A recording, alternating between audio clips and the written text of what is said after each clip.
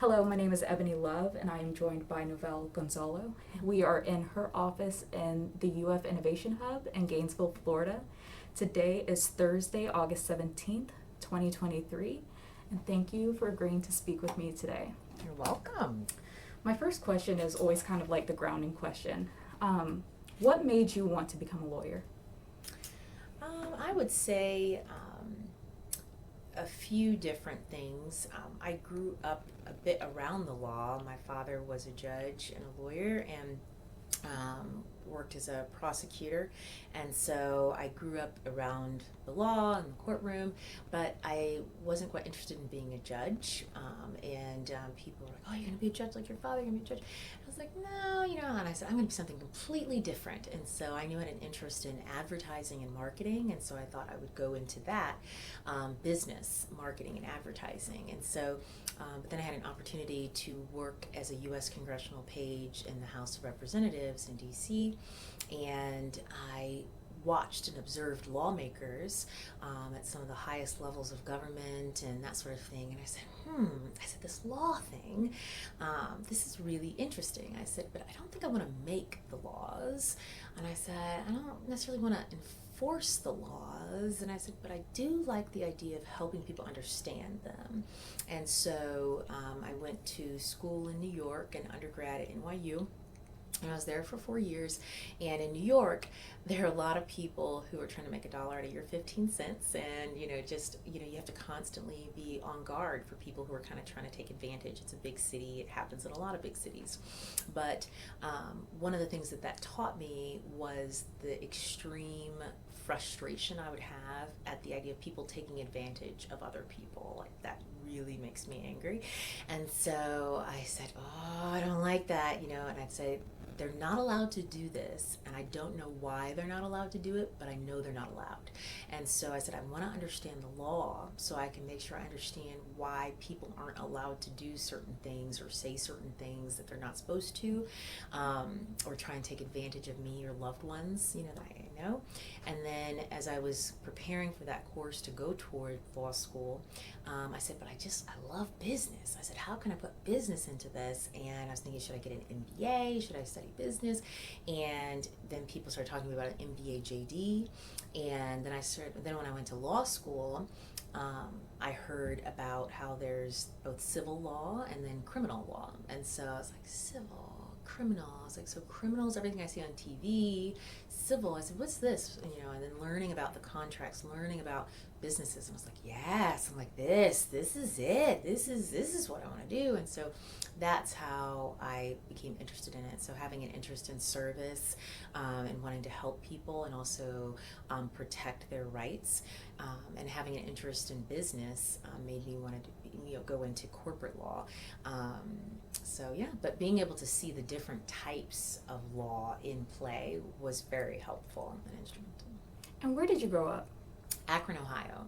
Okay, so you grew up in Akron, and how did you make it to either NYU and then DC, or was it the other way around? The other way around. So I went to DC, but I started in Akron, and when they started interviewing, a nun at my school said, hey, they're interviewing for this program called the U.S. Congressional Pages.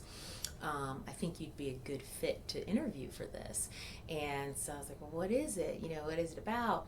And she said they're young people who go during their junior year of high school to represent their member of Congress on the House floor, and they take various packages and messages in between different members' offices and that sort of thing. And so I said, okay, it sounds really neat. So I interviewed for it, and I did really well in that interview, and the committee just really appreciated the time, and I did too. And then later on that night they called me and said, we ordered pizza and we're going to deliberate on this, but we knew immediately after your interview we were going to go with you. So I was like, oh my gosh, thank you so much. They said, the steps are going to Washington. So I was like, oh my gosh. So that was when I was 16. And so when I went there, I saw kids 16 years old talking like I've never seen 16-year-olds talk, and with their congressman on speed dial and with briefcases, and I'm like, what in the world? Like, what?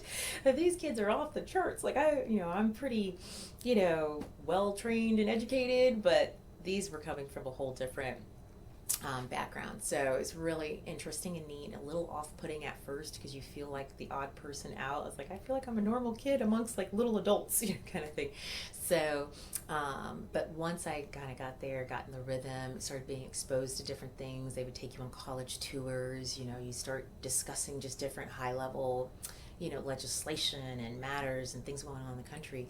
I was like, I'm like, this is great. And I said, DC's great, but what's next, And so you start thinking about New York. And so anytime I would travel with my family somewhere after that point, just because in DC we had created this rhythm of everywhere we went, we kind of went on a college visit. They made it in a college visit. Johns Hopkins, UVA, this and the other, Georgetown, just going to visit the different schools. And so when we had a chance to visit New York, I said, I want to visit NYU and see what I like about it. And I'd already visited Johns Hopkins, great school, but they just seemed a little, with too many airs about them, and I was like, And so when I went to NYU to visit, they were very down to earth, and they said, listen, they're like, it's a demanding academic environment, it's rigorous, but we're creative, and we have fun, and we want our students to be diverse, and we want our students to be in different activities and doing different things. I'm like, yes, this sounds like me, whereas, other schools were like, listen, if you don't have at least a 1700 on your SATs, you really need not apply. And so you're like, oh, okay, and so that was just a great fit. That NYU celebrated, being unique and different and smart and creative and just a really great stimulating environment. So that's how I ended up heading to New York. And in your answer, you mentioned a nun. Did you go to private schools? I did. I went to an all-girls private school from age 3 to senior year. Okay, and then I also wanted to take a step back. You mentioned that your dad was a judge. What was his background and how did he become a judge? So his background was that he was born in Fort Lauderdale, Florida, and his parents had come from the Bahamas and over to Florida, and he grew up, really working class, and came then to Ohio for school, and he met my mom at Kent State University, and she was there, and so then after they met, I think just after they finished up, the Kent State killings happened, but then they moved to DC, where he went on to law school and at Howard, and then so that was kind of his background. And then he continued up the ranks, came back to Ohio, started working. He wanted to go, actually he was planning and really wanted to go to Vietnam. He was in the ROTC, and but his eyesight was not good enough, so he could not go. And it was before they knew how many people were going to die, how ridiculous and like intense that war was going to be. So it was a good thing, because I may not have been here. So he did not end up being able to go, but decided to really go full-fledged into his studies of the law. So yeah. And was he elected or appointed? Elected. And what kind of judge was he? Was he like a state court judge? So he he started in the, I want to say common pleas judgeship. So we were frequently in parades and different things for elections and pancake breakfasts and that sort of thing. And then he got very ill, so he got sick. He eventually passed away when I was 6 of colon cancer.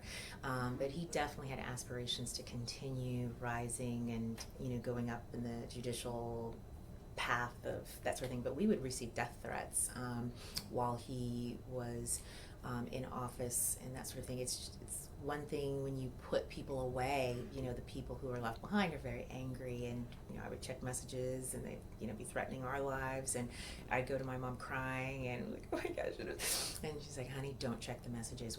And then my sisters told me that they had a period of time when someone had sent in the mail like a black hand cut off in a box that had been delivered to our front door. I mean, so I was like, I don't ever want to be a judge. I was like, I'm good. So it's one of those things where you have to really ensure that's your passion kind of thing. But so that was his path. He's very protective of us, and just making sure when you put people away regularly, it's kind of like you start to look at your own children, like, okay, how do I make sure I keep them safe and protected? But yeah. Okay, so we go from private school, and then you had a nun recommend that you do the Congressional Page program. You were selected for that, and you ended up in DC. And while you were in DC and kind of around those circumstances, you were doing college tours. What made you decide on NYU?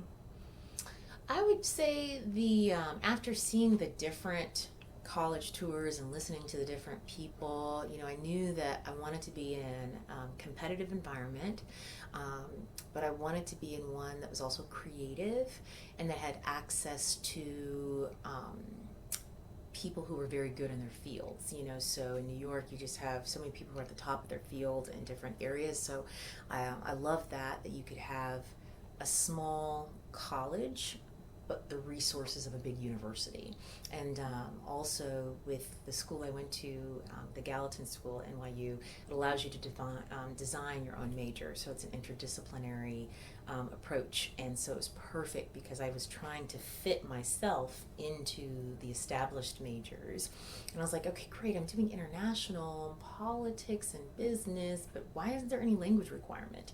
Why isn't there any desire to understand people or take some sociology or take some, And so then my advisor's like, I think you should consider, designing your own course of study, because then you can take both of what they require and then also add what you think would be a good fit too. And I'm like, perfect.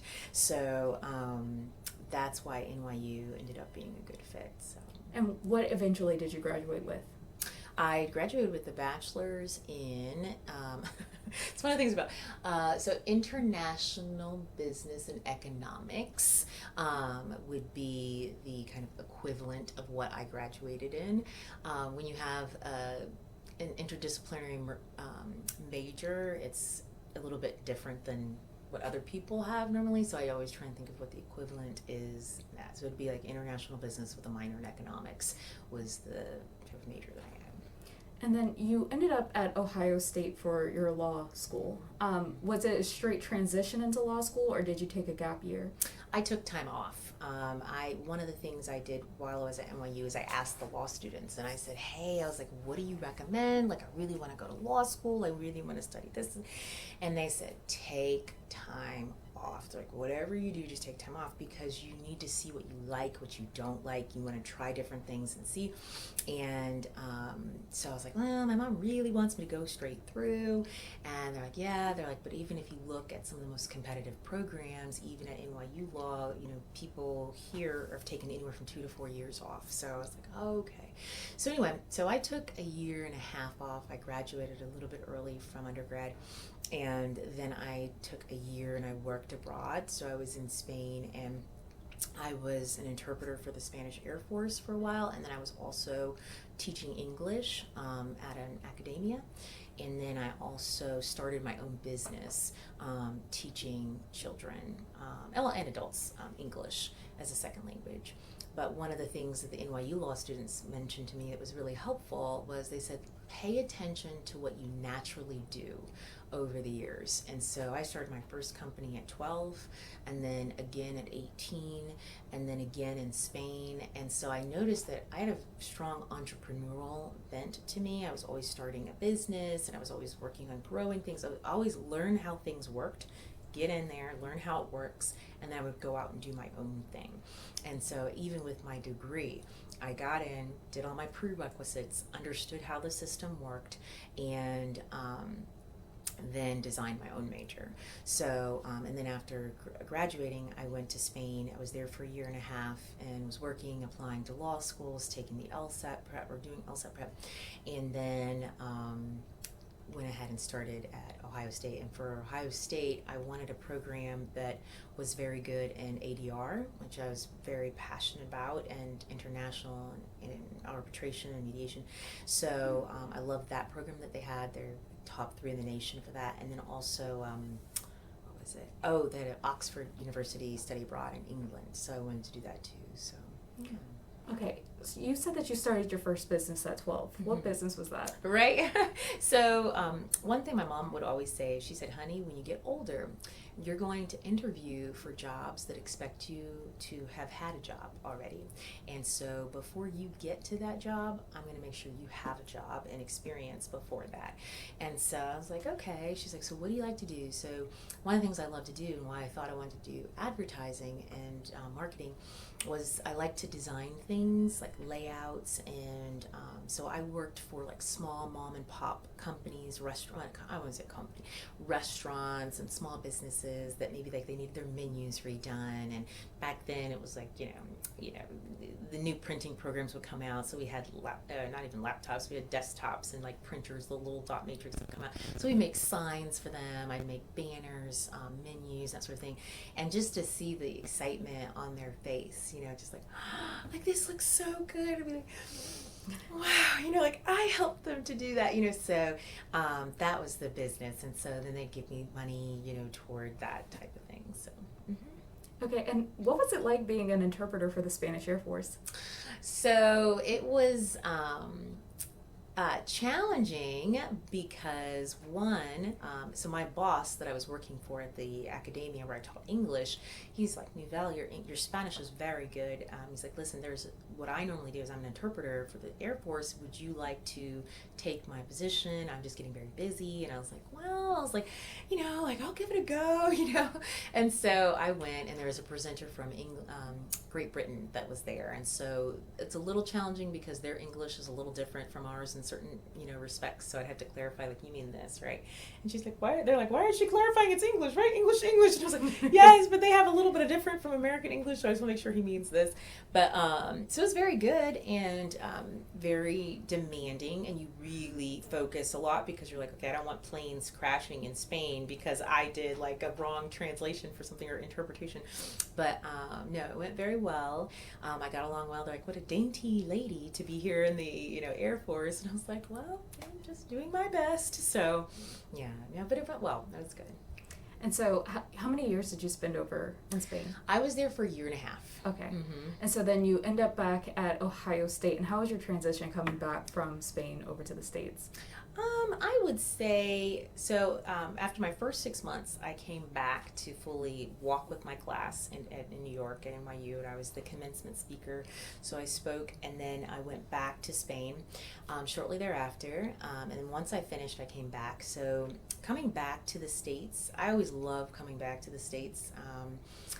Because no matter where you go in the world, it's like home is home, and I love the efficiency of the U.S. and how we get things done. As much as it's nice to be on vacation and everybody closes down, when you are trying to get work done and everybody closes down, you're like, come on, like we can't all be on break together. Like this is why people have shifts. And so I did come back. My Spanish was excellent at that point. I actually tested out of every single Spanish that was offered at Ohio State because I wanted to take a business Spanish type thing. The lady's like, is this yours? Your test results? And I was like, yeah. I was like, was it okay? And she's like, honey, you done tested out of every Spanish we have. And I was like, get out. I was like, will you tell my high school Spanish teacher that, please? But no, so it went really well. But I mean, you still feel a little bit different. I think the good thing is that everybody coming into law school is coming from different backgrounds, different focus and that sort of thing,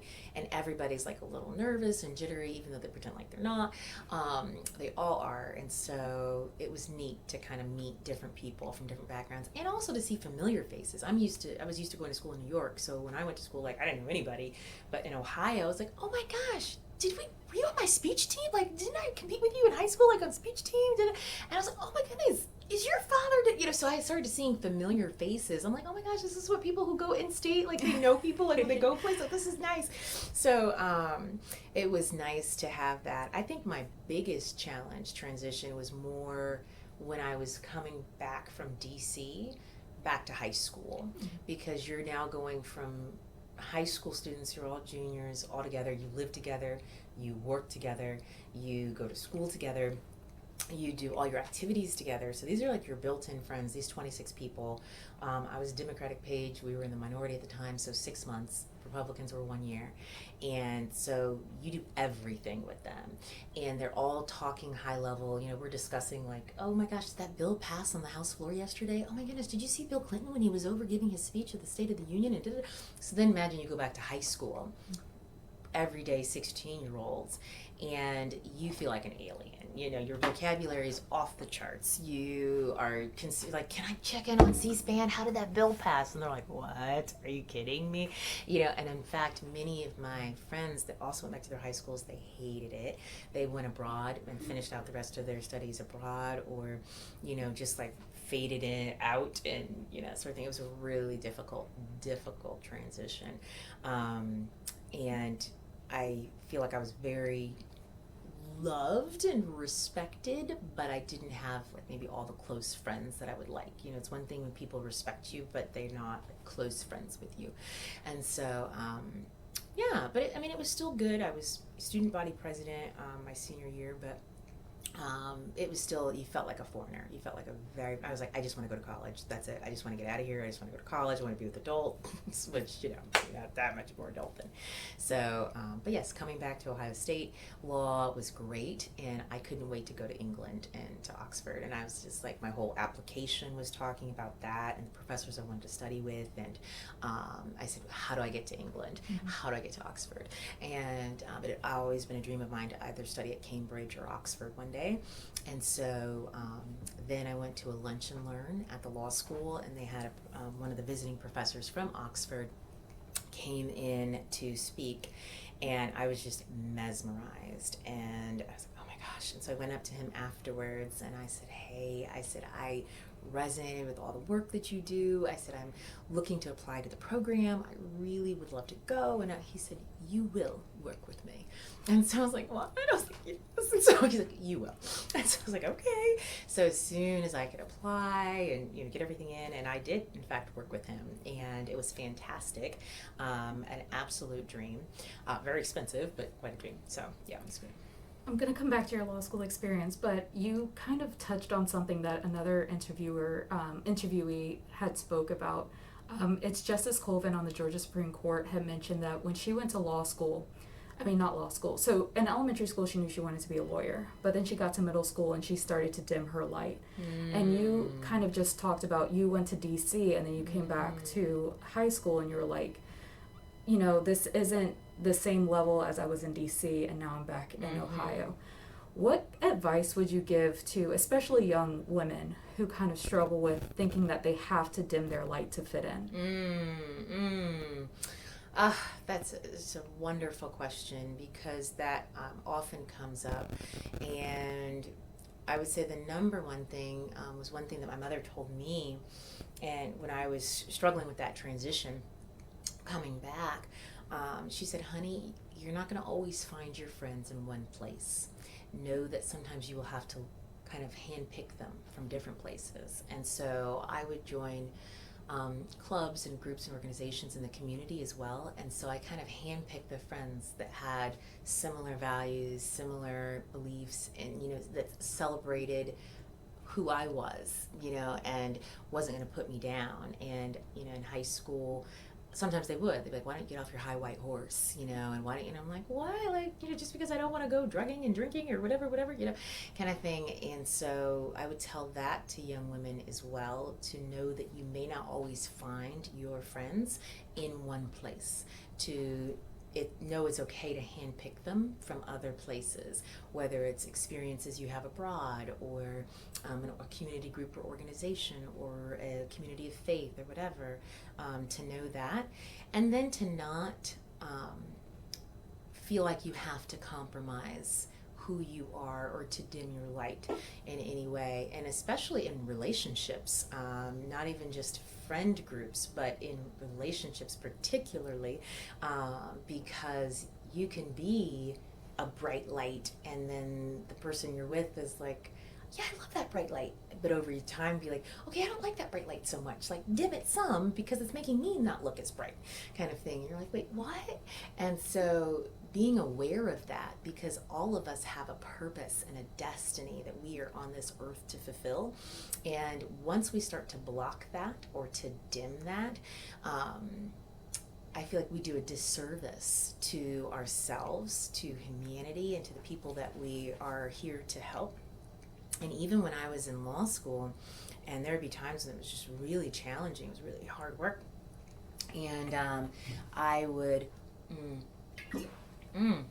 excuse me, I said, I could remember thinking like, oh my gosh, like this is just so much, but I heard in my head, they're waiting for you.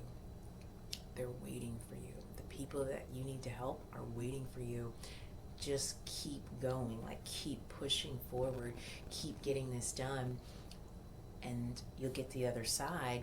And even though you have to get in, play the game how they need you to play it here, you're going to be able to get out and do it how you want to do it later.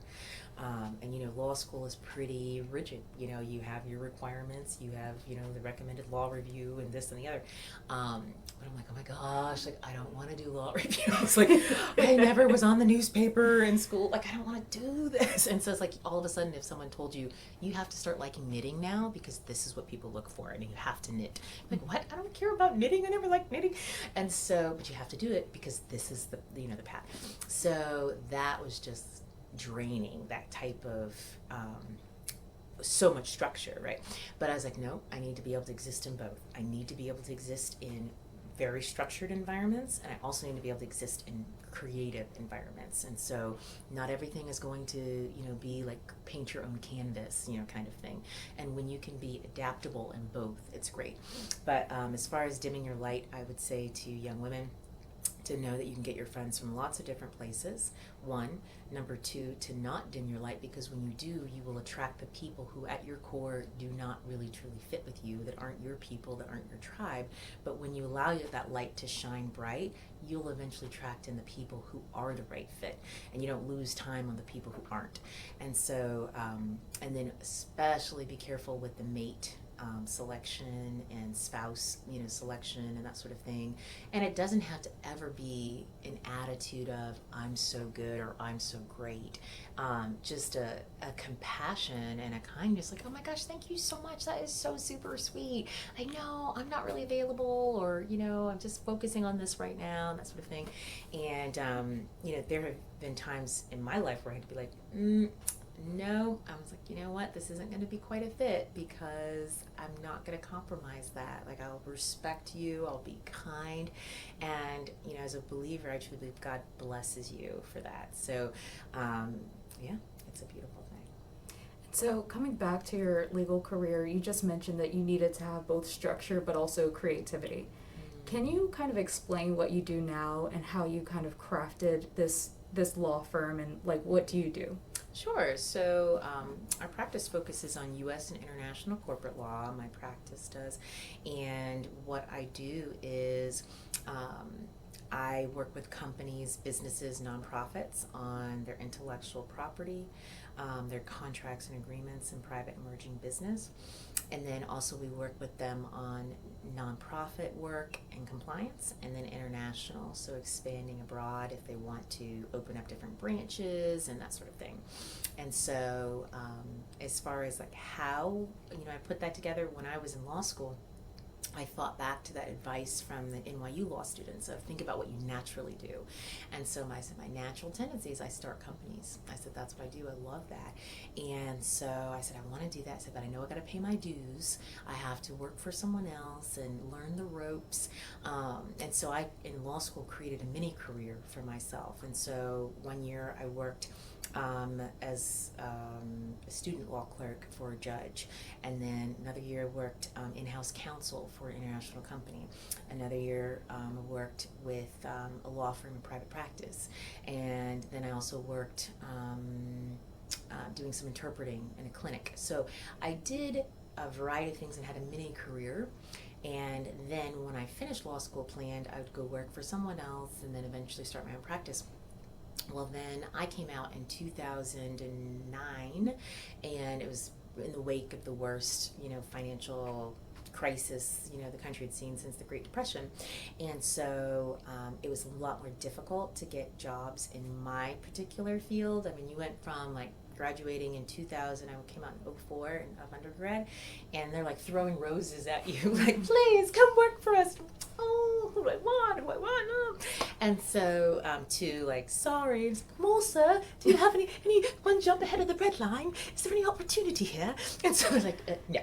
And so, you know, I interview for different places, and it's like, we need estate planning lawyers. And I was like, oh gosh. So I was like, I don't have any interest in this.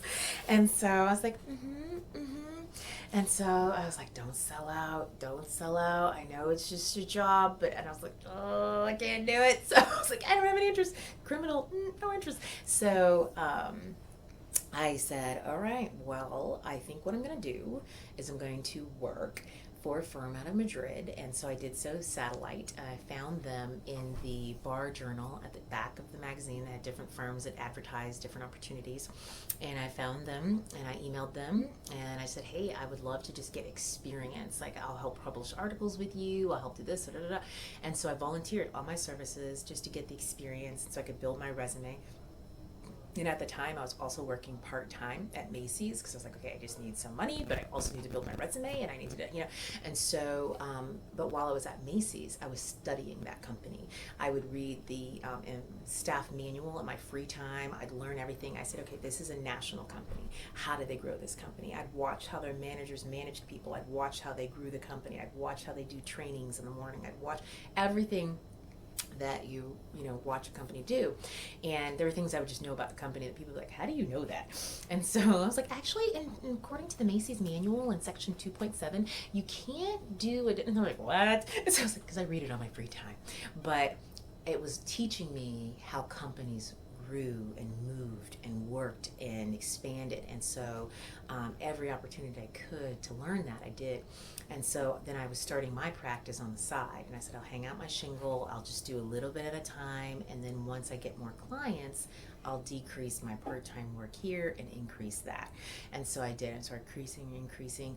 I found a mentor at the bar, in Women in Law, Lunch and Learn, and she was a Harvard Law grad, and she was retiring out of big law. And I said, oh my goodness, I'd love to work with you. I get a lot of litigation referrals and our work, and I don't do litigation, and I would not even attempt to do it by myself. And she's like, all right. I said, she's like, would you co-counsel with me? She said, sure. So she took me under her wing, taught me everything she knew, trial by fire, and we went to court, and I learned all of that sort of thing. And one thing another one of my mentors had said was, if you want to be a great corporate lawyer, you need to have done litigation. You need to have done some work in that. So I said, okay. So instead of shying away from litigation, I did that for about 2 or 3 years and worked with co-counsel to do that. So that's how I started the practice. And then as I started looking at what companies did naturally, and I also managed family businesses and family properties that we had, I started to see the things that we needed. And the natural progression is, okay, you start the company, and then as you grow it, you need your contracts and your agreements. Then you have IP, and you need to understand how the intellectual property works. And then you might want to start doing something that's charitable and helping other people. And so then you have nonprofits. And then that's going really well. And then you want to study, or you want to grow abroad and get bigger. You want to open up different offices. So watching that natural progression again and again and again and again and again of companies, I said it makes sense to have these as our different practice areas.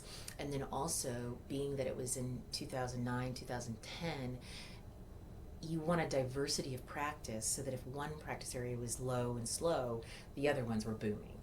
And then when those were slow and slow, the other was booming. So you always had enough variety to stay busy, but not overwhelmed. You had enough overlapping so that you didn't have to go study something that was completely out of, like criminal law in corporate, or da-da-da-da-da. You're still in an area where it all overlaps and it all connects. So you're able to go deep instead of being a mile wide.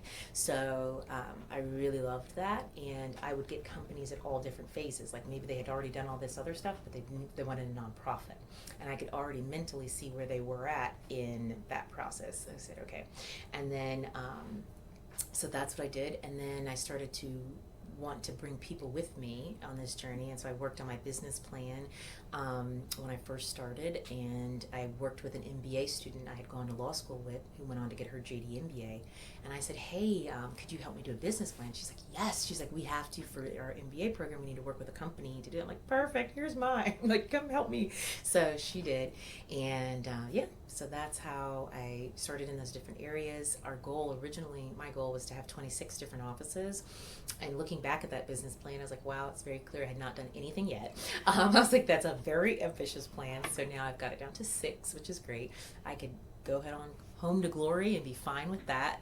But if the people who come after me want to open more, we'll see. So yeah. How did you stay focused throughout your career? You kind of just mentioned instead of going wide and, practicing criminal law because criminal is litigation. Mm-hmm. Instead of going wide, and how did you stay focused to go deep instead of wide? I would say by one, listening to advice that I had heard in law school from different lunch and learn presentations and practitioners that would come in. They'd say, remember that everything you do in your career is like a brick. And that brick is adding on to the next thing and adding on to the next thing. It's building up to where you really want to go and to what your full picture is, that full wall that you're building.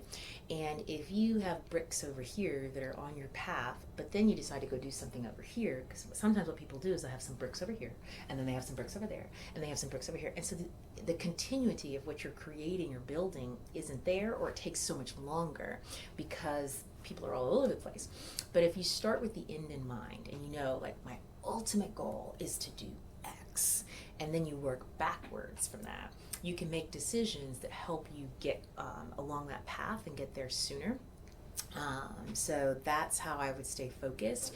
And they said, they're like, just know with international, you are going to have you have to chart your course, and you want to make sure that everything you're doing helps you get closer to that goal.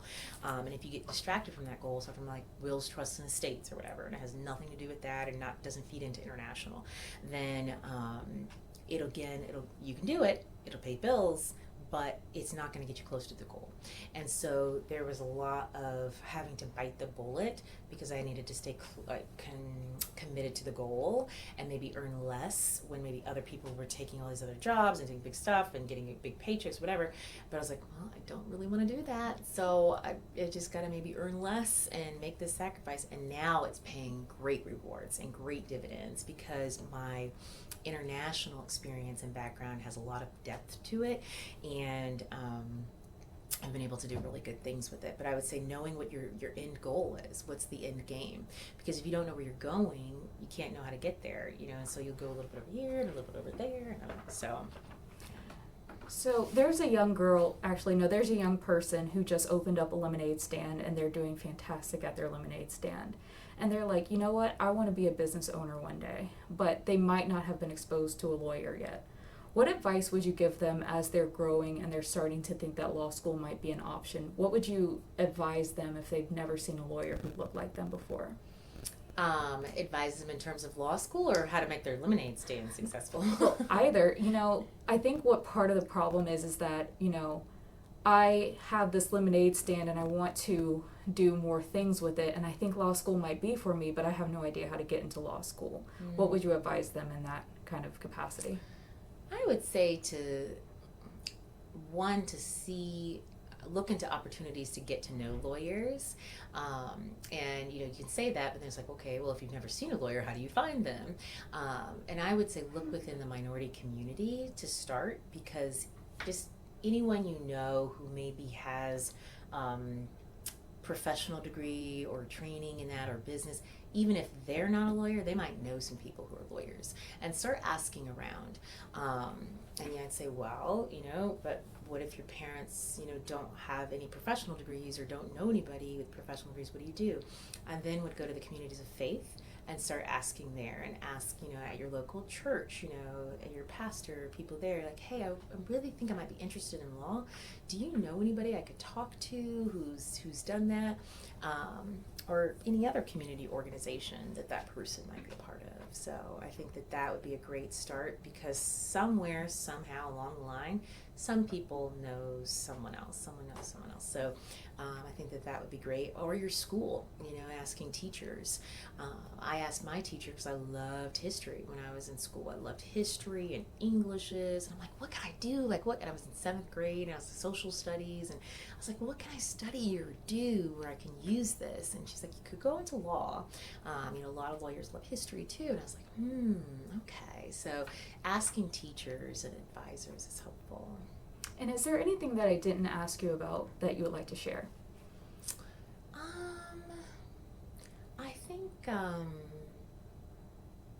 I think that the one thing I would probably share as well is the importance of, no matter what people do, whether it's law or business or medicine or marketing or theater or the arts, to make sure that they're grounded in what they do. And when I say grounded, then I mean that they've thought it through. And in my case, my grounding is my faith, and so just like, okay, have I prayed about this? Is this the path that I should take? Is this, the direction I should be heading? Because if you're going in a direction and you don't feel like you've truly been called to that, or that's where your steps have been ordered, then you can end up down a path where it's like you're wasting time, you're feeling like you're working against the grain, you can feel like you're drained, it's just taking so much from you. And not to say that even when you are on the right path, it won't be difficult, because you'll have those difficult times, but you'll bounce back more easily, you'll get through it, because you're like, no, I'm called to this, like, I already know that this is where I'm supposed to be, even though it's hard, even though it's difficult, even though I have this journey I have to take. So being grounded and knowing that, I think makes a world of difference, because you're not just doing it for yourself, you're doing it for a higher purpose, you're doing it to help others, and you're doing it to truly raise the vibration of humanity. And when you get to your last day or your end of days, to know that you took any gift and opportunity that was given to you and you maximized it to the very best of your abilities, is, I feel like, a truly amazing, cup-filling experience that I hope and plan to have too. So. And so my last kind of question or statement is, earlier you said that one thing that you kept hearing over and over is that they're waiting for you, and that the people you need to help are waiting for you. Do you feel like in the work that you're doing now is kind of fulfilling that mission? Yes, I do. Because a lot of times people think about the law and helping people as people who are always, very poor or underserved, or the elderly or the disabled or children, and those groups need help too.